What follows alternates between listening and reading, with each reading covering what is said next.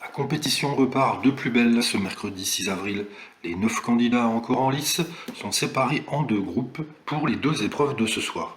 Objectif pour chacun des chefs, ne pas terminer dernier de son épreuve au risque d'aller en dernière chance, d'autant que apparemment cette épreuve s'annonce particulièrement corsée au dire des chefs de brigade.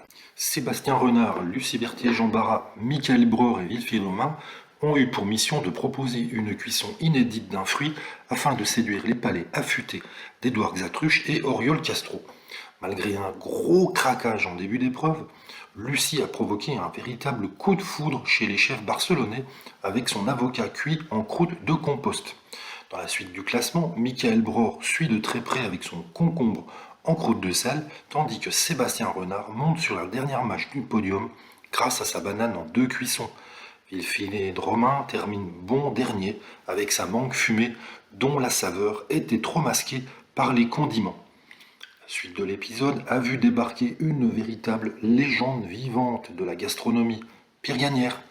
Pour son 8e passage dans l'émission, il a en face de lui des candidats qui doivent réaliser un plat d'une meringue salée.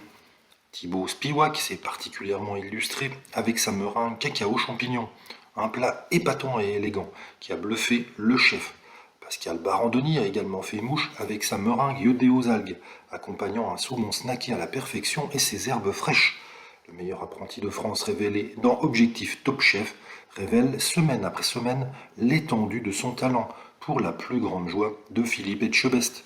Derrière suivent Arnaud Delven et ses meringues à l'oignon et au thym pour revisiter la tarte à l'oignon et Lilian Douchet, malgré l'audace d'une meringue givrée à l'eau de riz, le sushi en trompe-l'œil proposé par le jeune homme de 28 ans n'a pas convaincu, submergé par le goût de la langoustine.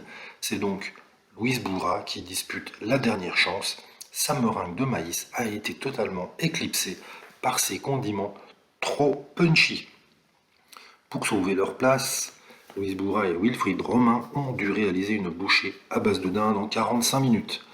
La chef franco-portugaise a proposé un tartare de dinde au citron et lard, agrémenté d'une sauce César à l'anguille fumée, de croûtons, de feuilles d'huître et d'un voile de jambon de dinde. De son côté, le géant d'1,97 m a misé sur un boudin blanc cuit à la vapeur, relevé par différentes herbes fraîches. C'est Hélène Darros qui a goûté seule les 2 créations à l'aveugle. Verdict, elle a gardé Louise Bourra dans son équipe, provoquant l'élimination de Wilfried. Très proche de son partenaire de brigade, Louise n'a pu réfréner ses larmes de perdre un de ses compagnons de route qu'elle qualifie de grand frère. Autre bouleversement dans l'émission, le rééquilibrage des brigades.